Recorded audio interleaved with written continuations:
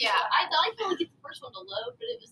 Yes, you can do that, but I don't teach you to do that because I want it to be a separate paragraph. So there's right. So there's no doubt that that's your context, and there it is, separate in your point, so that it's not part of an introduction leading in. Some of them do. Some of them teach that. I know. It's okay. Yeah, I had to call Chloe. She was like, yeah, it is. All right. So we're ready. We got to fly through this last part of American society in the 1920s. This is typically short answer, long essay type of stuff because, again, it's about society. It's about the way people are interacting in the 20s. And it is in particular also a compare and contrast between the 1920s and the 1960s. Both have a familiar theme in that the world has gone to blankety blank and a handbasket. Like everything we thought that we knew, everything that we followed the rules for have all blown up and gone. So for the young adults in the 1920s, it was the Great War, World War I.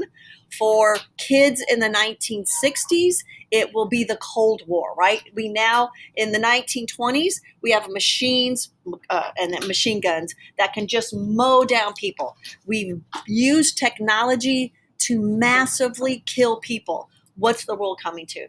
In the 1960s, with the Cold War, we've developed nuclear weapons that can annihilate the whole world in 30 minutes. What is the point of following rules? What is the point of conforming to all of these things? Because the world can end in 30 minutes. So it is still the same kind of attitude with young people.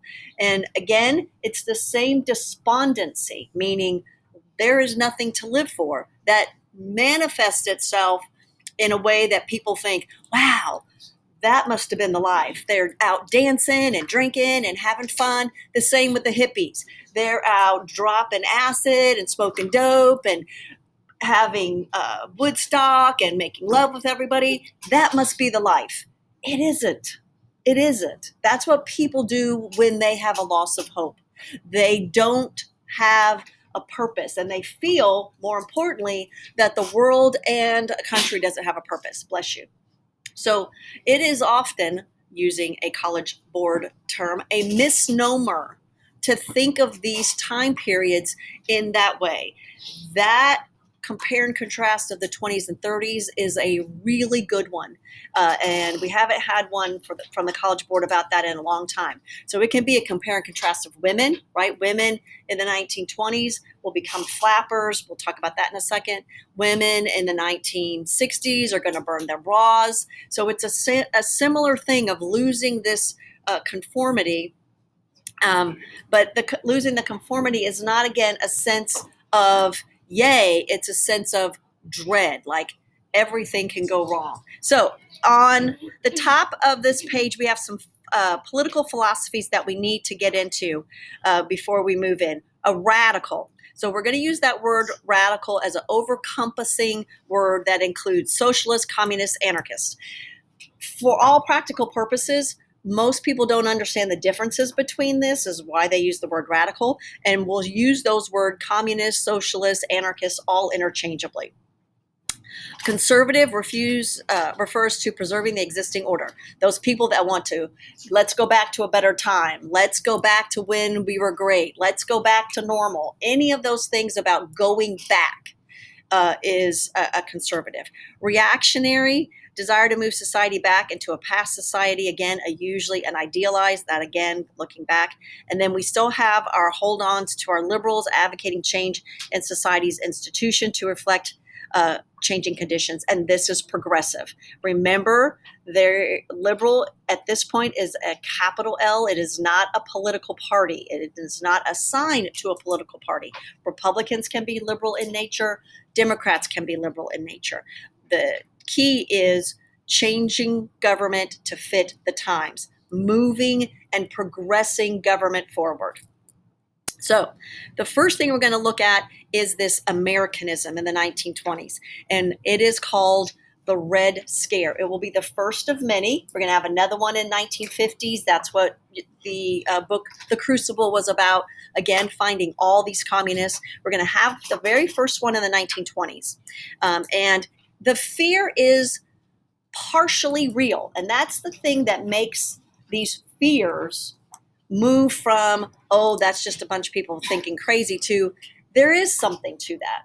So by the 1920s, the Russian Revolution had taken hold, and now we have a new country called the Soviet Union, the USSR, whose goal is to bring the revolution to the entire world, not through peace, harmony, and read some pamphlets, but through radical, violent overthrow of capitalist governments. That is what they say. That is part of the platform of the Communist Party. So that is a real threat, and it's a real fear. The problem is we juxtapose, meaning we put that fear on every immigrant. Every immigrant that comes into the country, we have a fear that they are a communist. So that's the Red Scare, that all of these people coming into the 1920s, they are coming to our country to overthrow it. So that's where we move from a legitimate fear to, oh my gosh, everybody's out to get us. Does that make sense? That jump, there's not a small jump. There's not a thought process of, well, let's stop everybody, make them fill out some paperwork, investigate, and let the people in who want to come in. Nope, just everybody. Everybody that comes from Russia is a communist. Everybody that's coming from Russia is trying to overthrow our government. So the fear of radicalism, and again, Bolshevikism, large number of strikes, bombings resulted in street violence and government crackdown on radicals. So we will have people doing violent acts, and that will be the real fear, but it doesn't include everyone. So October 17th, Bolsheviks take over Russia, and communism begins to spread. And this is going to be a fear that's going to last till the 1970s, this fear of communism. Large number of strikes are going to occur after World War I. That just happens to be at the same time. They are not connected. It's just a circumstance that these strikes are happening at the same time we have this fear of communism. So flipping the page, at the top of page 2, many Americans believe labor troubles were the result of Bolshevikism. Why? Because people are telling them that. People are coming on the radio. They're telling people this is what's happening. Everyone, just about everyone, has a radio. And radio is it's the only entertainment. So many of our new evangelicals, because we're going to have this movement towards very conservative religion, because what's going to happen in the 1920s is our science takes us to the world was created with a Big Bang. We have scientists who are telling us quantum theory, all this stuff that is now saying, yep, there probably isn't a God. God didn't do this. So as a result, churches, I hope you can figure this out, as science is moving us way, way, way over to the left. This world was created by a Big Bang. Here's how it is. There's other galaxies. There's other this. Church is going to go whoop all the way to this hard line conservatives. And anything that threatens this Christian belief is going to be labeled, bless you, anarchist, communist. So Billy Sunday is a evangelicist that comes on the radio. This is the beginnings of radio, eventually TV, church. And these people are powerful people. Billy Sunday can say, we're going to fight communism, send me $2, and millions of people are going to send him $2.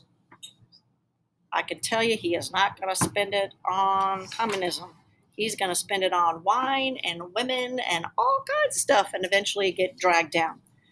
But these people will generate a large audience following and a large, very, very conservative Christian backlash as a result of many of the things. It also is, as I'm saying, that same group of people that when the world is crazy, they say, throw all rules to the wind and let's live like there's no tomorrow. We also have that other group that says we need to get back to that old time religion, and they'll swing back hard to those conservative religious ideas.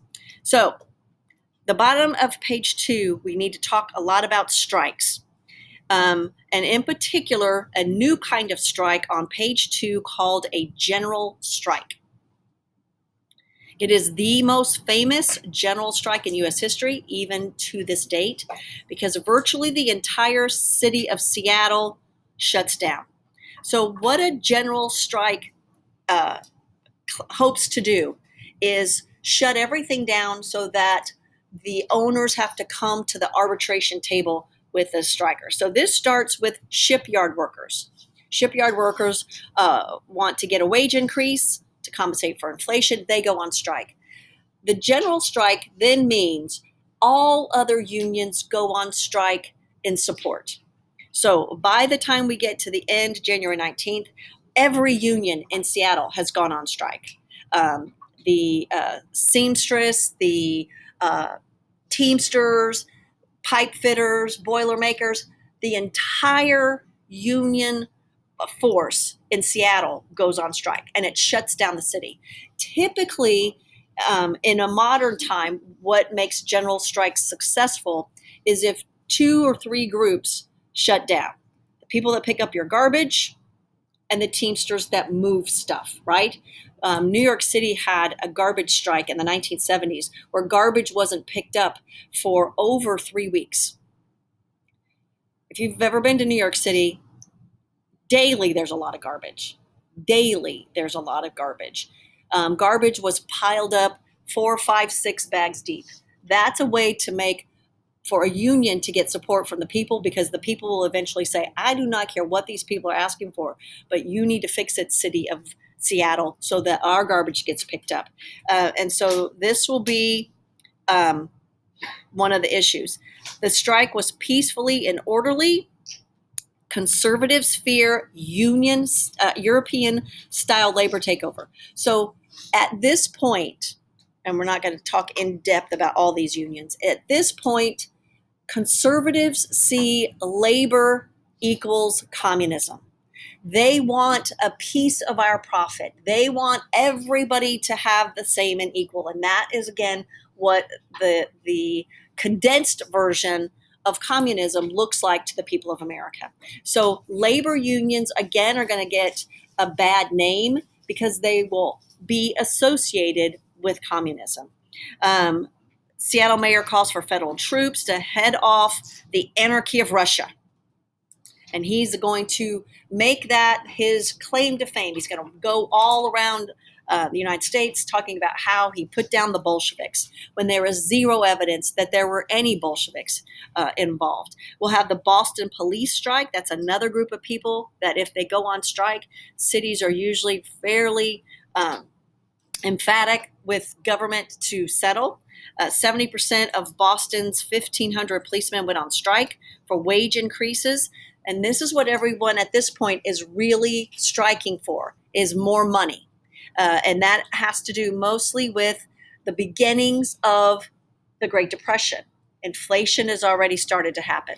We have a steel strike, United Mine Workers, and at the bottom of page 3, we need a big box around these Palmer raids, because this is what usually happens when people have, or governments or citizens of a country have this inflated fear of something. One thing will happen that will prove their point, and then they say, yep, see, it's everywhere. Instead of recognizing this is a small event, it's happening just in these places, but it becomes their evidence as to why it's happening everywhere. Mitchell Palmer is the Attorney General, and what has been happening is people have been getting in the mail pipe bombs. And I know people always think pipe bombs are a new thing, but pipe bombs have been around forever. The only difference now is you can get on the internet and figure out how to build one. Back in the day, you had to have someone that specialized in explosives to know how to fix them. And those people were usually anyone that worked in mines or worked in the railroad. So, bomb scares, Palmer says to Congress, let me have some money. I want to get these people and find them. Palmer wants to be, obviously, president as well, so he starts looking for people to arrest. He never really finds any. One of the more explosive, pardon my pun, time periods will be one that occurs in and around Wall Street, and that one will be incredibly lethal. 38 people will die in that. Will shut down Wall Street. They will send a pipe bomb to Palmer's home that will explode. Several cities will be targeted by these pipe bombs, but they're not everywhere. By November 19th, 240 radicals will be deported after nationwide raids. And when we think about the idea that we had probably about 3 million Russians coming into our country at that time, to find 249 to deport should tell you that this was not as widespread as we thought. And probably of those 249, maybe half of them really were radicals. The other ones had probably some mixed association. The American Legion is going to take the lead in going after dangerous foreigners. And January 2nd, 5,000 suspected communists will be arrested. Again, when you are suspected of being a communist, it is next to impossible to prove that you aren't. It is next to impossible to prove that.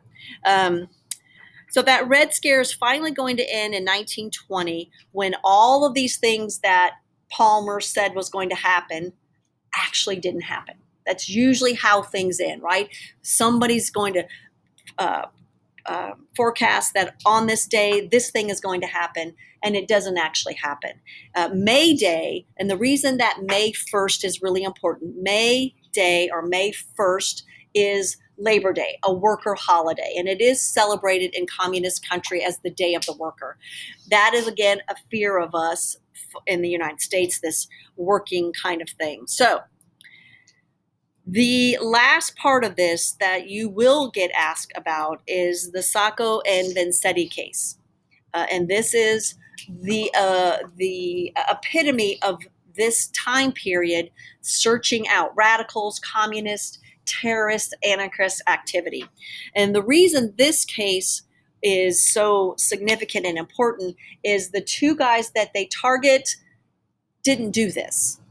And what happens then is the United States becomes this worldwide, or the United States gets this worldwide exposure for putting people to death without due process. So in 1921, Sacco and Vanzetti were charged and convicted of killing 2 people in a robbery in Massachusetts. The judge and jury, very prejudiced. They were Italians, they were atheists, they were anarchists, and they were draft dodgers. They were all of those things. What they were not were killers. They were convicted based on their belief systems.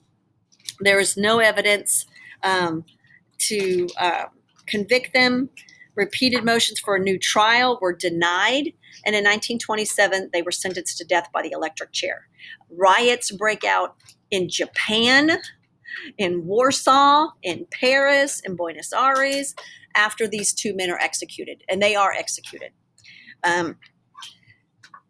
In 1977, Governor Michael Dukakis of Massachusetts vindicates both of them, claiming fault existed in the case, which does not do much because they're dead. But any of you that are really interested in music and like kind of music and folk music, there's a great song about Sacco and Vanzetti. It's Guthrie. I can't remember if it's Arlo or Woody, whichever one that sings this. And then we got to get to the Klan. In the 1920s, we have a revision of the Klan. And this time the Klan isn't going to just stay in the Deep South. The Klan is going to move across the country, especially in the Midwest. And it will spread heavy in the Midwest, in Indiana, Illinois, and Ohio. And at one point in the state of Indiana, the Grand Dragon, which is the head of the Ku Klux Klan, will be from the great state of Indiana. He will hold on to that until he takes and kidnaps a young girl and sexually assaults her to the point of death, and is tried for that crime. Thinks that nothing's going to happen to him because he's in the Klan. The Klan then finds out he's been taking all the money, and yes. Membership as high as 5 million. Most resemble the natives of the Know Nothing. So this isn't the Klan after Reconstruction or before Reconstruction. This is a Klan that is an equal opportunity hate group. This is the group that they all hate. Catholics, blacks, Jews, communists, bootleggers, gamblers, adulterers, and birth control. They hate everything. They're an equal opportunity hate group. They are pro-WASP, white Anglo-Saxon Protestant. They are extremist, and they are nationalist, racist, narrow-minded. And I just told you the demise of David Stevenson, leader in Indiana. I'm the law in Indiana, he says. He embezzled money. Let's flip the page. And violence against blacks in 1919, race riots, partially due to attitudes spread by the KKK. So nativism is going to bring us into the 1920s and our anti-immigration laws. So up to this point, the only immigration laws that we have are the Chinese Exclusion Act. That's it. That's the only thing that we've had. Our borders, Ellis Island, still wide open, people coming with great regularity. Finally, in 1921, we end open immigration. And we create what we still have in the United States, a quota system. And that quota system allows a certain number of people from each country on a regular basis. If any of you are interested, you can go to the State Department, click on a country, and it will tell you how many people we let in on a yearly basis from those countries. What you will find is, quite honestly, countries that look like us, lots of people are allowed to immigrate. But if you click on certain African countries, you will see there is a definite limited number of people that we allow from those countries. Or if you look on Asian countries, the same. Unlimited from places like France, England, Germany. But if you look at the Nigeria or Egypt, definitely numbers of quotas. You look at Saudi Arabia, any of those places will have quotas. So we move on to the 1924 National Origins Act, which is the Immigration Act of 1924. We are reducing immigration. We are looking at the census year to base figures that have changed, reduced numbers from Eastern and Southern Europe. Asians will be banned completely. So the Natural Origins Act of 1924, no one from Asia. Irish, Germans not affected. Canadian and Latin Americans will be exempt. So anyone from Mexico, Canada, we don't have numbers for those.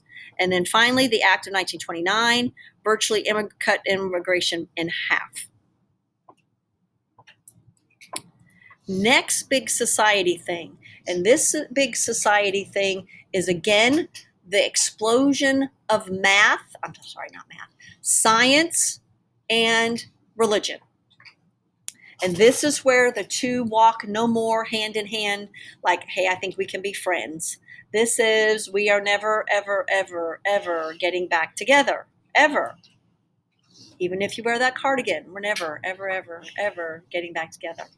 That's the extent of my pop culture. I don't even know the Cardigan song. I just know it from the commercial where she stands in front of all the cardigans. I think it's a thing, but I don't even know what it's about. I might have made a really bad joke and it makes no sense, but I know Taylor Swift and cardigans go together. I don't know why. Scopes trial. This Scopes trial is, for a very, very, very, very, very long time, the trial of the century. And it essentially boils down to two groups of people: fundamentalist, and in that fundamentalist, we're referring to religion, and science. So, fundamentalists say the teaching of Darwinism, evolution, destroying faith, and so we are not going to teach it. And the state of Tennessee made it illegal for that to be taught in school. So the AFL-CIO, the ACLU, they were looking for a teacher to challenge this law. So they put out, hey, science teachers in Tennessee, any of you want to challenge this law? And Mr. Scopes said, sure, I'll do that. I'll teach it. And so he teaches the scientific series, or the scientific the scientific theory of evolution, and he is arrested. He gets arrested. The case goes to trial, and because of radio, the trial is now broadcast from beginning to end. And the two most important attorneys, Clarence Darrow and William Jennings Bryan, who is a Presbyterian fundamentalist, go to trial. So what is on trial really is not, did Scopes teach the theory of evolution that was against the law? Because he did. What this trial becomes is Christianity and fundamentalism itself. Darrow puts Bryan on the witness stand to defend a literal interpretation of the Bible. So those of you that go to churches or have belief systems where now the idea and the thought process is, when we talk about God created the world in 7 days, we don't know how long a day was for God. Anybody get taught that in any of their biblical church settings? That's God's day. It says 7 days, but we don't know what God's day was. That comes from the Scopes trial, because that's what William Jennings Bryan eventually says. Don't know if God said a day was 24 hours. Have no clue. And that becomes really a basis of most religion in the 20th century from this Scopes trial. Don't know if that 6 days was 24 hours. We have no idea. It was God's time. Those 6 days could have been a million years. Don't know. What's a day to God? I don't know. And so those of you that have heard that in a religious setting, have heard someone use that in regards to that, I actually said 6 to 7 days, but 6 days. 6 days God created the earth. It comes from Scopes trial. Scopes, of course, was found guilty, because that's exactly what he did. And he is fined $100. Supreme Court sets aside the fine technically. But again, this is a big deal. We've already talked about prohibition, 18th Amendment with prohibition, alcohol, speakeasies. Prohibition is going to be repealed in 1933. So that lasts, I think, longer than most people think. I think it lasts longer than most people think because most people were drinking. There really was at no point where people could not get alcohol. And that, again, brings a rise of criminalism to the United States, that what happens in 1933 is that system that was already set up to move and transport alcohol illegally, they just moved to drugs. And I think it's always surprising to students that the drugs they move to is heroin, because I think you guys all think heroin is just like this recent thing. But people were shooting up heroin in the 1920s and 30s, and that's what these people moved to. And that's why this syndicate, this prohibition era, leads us again into a really difficult law enforcement time in our country. The last thing we're going to look at is mass consumption economy. Mass consumption means you want everyone to know what you have.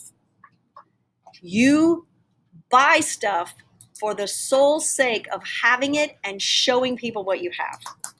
One of the really important books in this time period is The Man Nobody Knows. It is the top-selling book in 1925, and the premise of the book is Jesus as a businessman. How's he a businessman? He gets these 12 people to follow him and sell this Christianity thing that makes no sense to people, and they buy it. Jesus, the ultimate businessman. You have to remember that the 1920s is all about the business and the businessman. In the 1920s, moms want their sons to grow up to be businessmen. That's the ultimate goal. Everybody's a businessman, right? Study Jesus, advertising, man who builds a factory at the top of page 9. The man who builds a factory builds a temple. And businessmen rule the nation. That should not be lost on you, that in 9 short years, this business that they have built is going to come crashing down. Crashing. Because who do businessmen look out for? Themselves, right? That's why when you go buy a car, right, you got your guard up. Because this guy wants to sell me a car no matter what. I have to be on guard for this person that's trying to sell me this car, right? Businessmen are out for themselves, as you should be if you're running a business. But when you run a government like a business, that doesn't work out the same way. We've got this big booming economy. Please look on page 9, new industries. Metal, synthetics, movies, automobile, inventions. We got the radio, television. We have an iron lung, which is a respirator, which allows people to live with things like tuberculosis. Life expectancy jumps to 59 years. We've got skyscrapers, a transatlantic telephone. We have laid a cable across the ocean so that we can talk across the ocean. That was magical at that time period. We have white-collar workers, advertising. The bottom of page 10, Frederick Taylor, not to be confused with Jackson or Jackson Turner, Frederick Jackson Turner. He is the assembly line. Started a movement to develop a more efficient working methods to increase productivity, which led to increased wages, which led to increased profits. It's known as tailorizing. This is the assembly line that Henry Ford is going to use. And Henry Ford is going to use the assembly line to make thousands of Model T cars. Why are there so many of them? Because he made so many of them.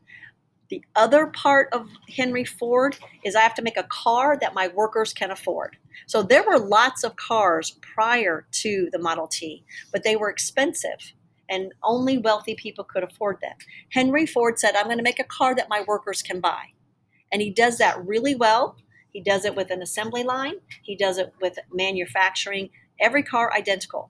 His famous line was, you can get a Model T in any color that you want as long as it's black, right?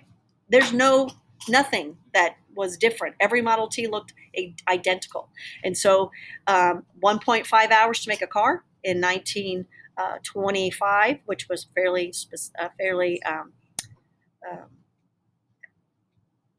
modernized at that time to build a car like that. Before it took 14 hours. Model T becomes a stable car. Again, the ability for people to afford that while they were working there. Automobiles impact. Please put a box around that. Replaced the steel industry, employed 6 million people. Supported industries, rubber, glass, fiber. It's why we can't let the auto industry collapse. In 2013, when we had our last horrific recession, Congress under President Obama bailed out the automobile industry. If the automobile industry collapsed, we are in deep, deep, deep trouble. Let's see. We got the airplane, radio. We've already talked a lot about radio. Movies come out. We got all these great movies. They're all silent. There's no talking movies. They all have someone sitting down in the orchestra playing music that accompanies it. So all the music now that comes with movies that make you know something bad's happening. An organist would be playing, and the first talking movie will be The Jazz Singer. We didn't get to talk about the sexual revolution, but we'll do that really fast. On page 15, sexual revolution is Sigmund Freud. Here is what how this happens. Freud is mistakenly interpreted by Americans that sexual repression was responsible for all your emotional problems. Depressed, you probably need to have sex. Anxious, you probably need to have sex. Fear of the future, you probably need to have sex. And so that is what happens in the 1920s. This jazz age emphasized being promiscuous, drinking, dancing, and what happens again for women is this double standard. They're going to fall into that same idea that it's okay for men, but not okay for women. New behavior, thinner clothes, and less of them, and less of those clothings that bind things, dancing, a lot of jiggling, looking very youthful and juvenile, short skirts, and what we get is this flapper style for women. One-piece bathing suits. Women are going to smoke. They become independent, and all of the others. We've got jazz. Harlem Renaissance is a renaissance that will take place in Harlem for African Americans. And our lost generation will be our writers that will stay and live in. They never ask you anything on the exam about lost generation or American Lit. Why? Because you get it already in American Lit. All right, so our quiz. Buddy? What? Oh, you have time. Oh, you have time. You got 5 minutes.